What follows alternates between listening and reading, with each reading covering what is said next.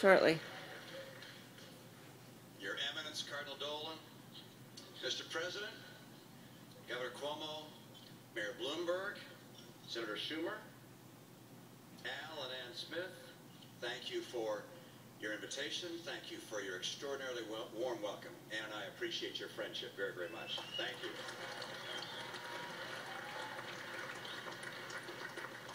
Now, Al, you are right. A campaign can require a lot of wardrobe changes.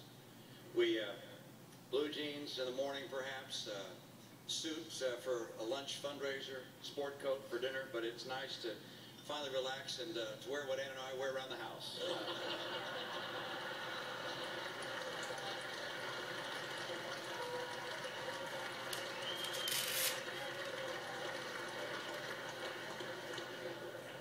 I'm glad to be able to join in this venerable tradition.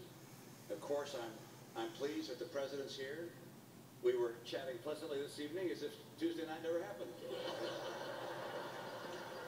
And I credit that, of course, to the Cardinal. He is, it's taken New York's highest spiritual authority to get us back on our best behavior. I was actually hoping the President would bring Joe Biden along this evening, because he'll laugh at anything.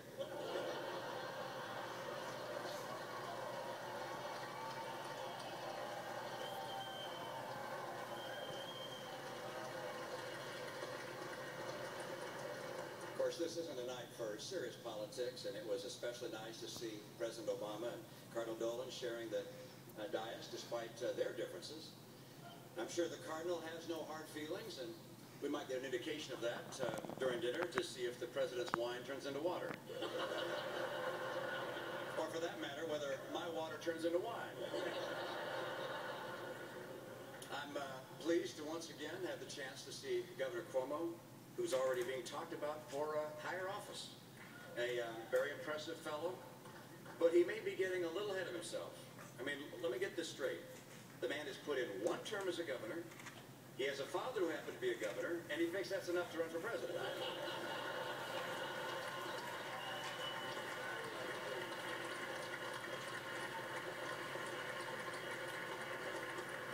Of course, we're down to the final months of the President's term. As President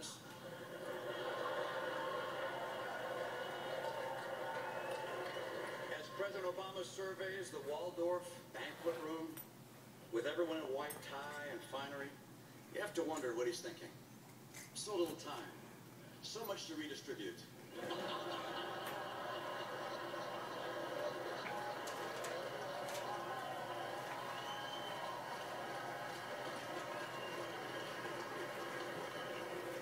Don't be surprised if the President mentions this evening the monthly jobs report where there was a slight improvement in the numbers. He knows how to seize the moment, this President, and already has a compelling new campaign slogan. You're better off now than you were 4 weeks ago.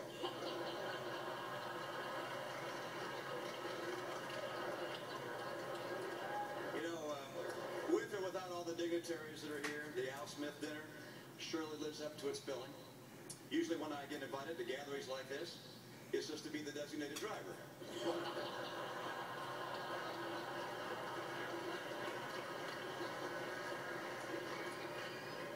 Your kind hospitality here tonight gives me a chance to convey my deep and long-held respect for the Catholic Church, have special admiration for the Apostle St. Peter, to whom it is said, upon this rock I will build my church.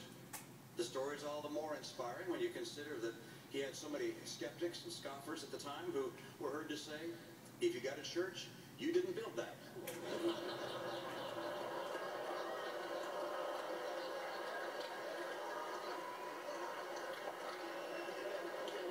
Of course, only 19 days to go into the finish line. Campaign full of surprises. The debates are very exciting. Just the other night, we had a very fun debate. Candy Crowley was there and was happy to welcome us, but people seem to be very curious as to how we prepare for the debates. Let me tell you what I do.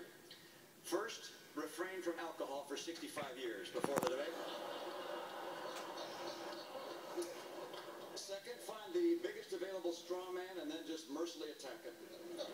Big Bird didn't even see it coming. And by the way, in the spirit of Sesame Street, the President's remarks tonight are brought to you by the letter O and the number 16 trillion.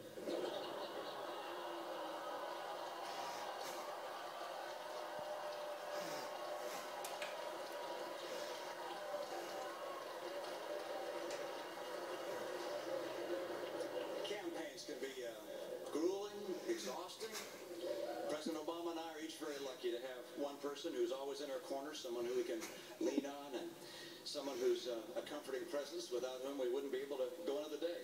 I have my beautiful wife, Ann. He has Bill Clinton. We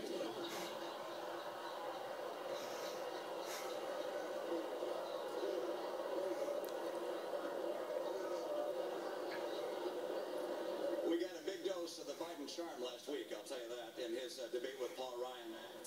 I'm not sure that all that carrying on had quite the effect that Joe intended, because afterwards I heard from the Federal Election Commission.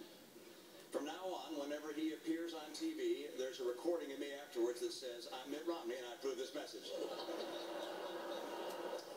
Of course, rules of fairness have to be enforced, because what other safeguard do we have besides the press? And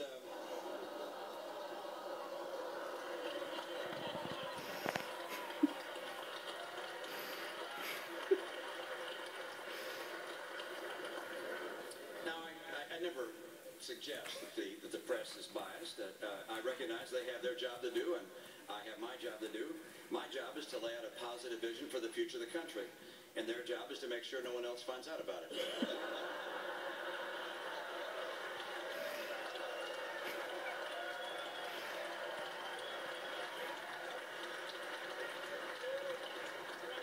Let's just say that some in the media have a certain way of looking at things. When suddenly I pulled ahead in some of the major polls, what was the headline? Polls show Obama leading from behind. And I've already seen early reports from tonight's dinner. Headline, Obama embraced by Catholics. Romney dines with rich people.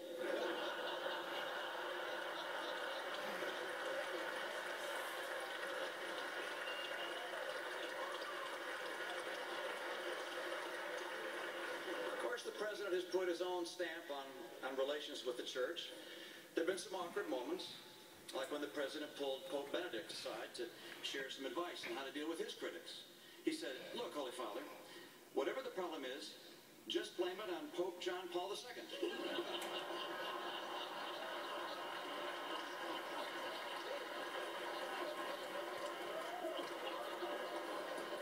The president has found a way to take the sting out of the Obamacare mandates for the church. From now on, they're going to be in Latin.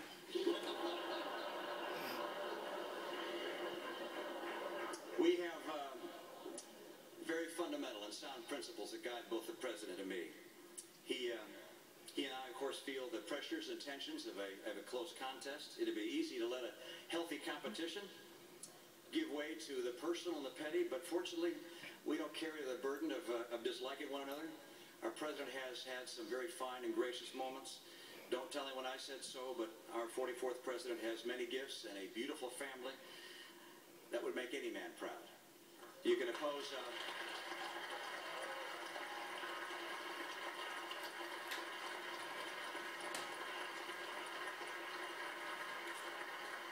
In our country, you can oppose someone in politics and make a confident case against their policies without any ill will.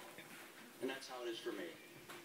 There's more to life than politics. At the Al Smith Foundation and the Archdiocese of New York, you show this in the work you do, in causes that run deeper than allegiance to party or to any contest of the moment. No matter which way the political winds are blowing, what work goes on day in, day out by this organization and you. You answer with calm and willing hearts, in service to the poor, in care for the sick, in defense and the rights of conscience, and in solidarity with the innocent child waiting to be born. You strive to bring God's love into every life.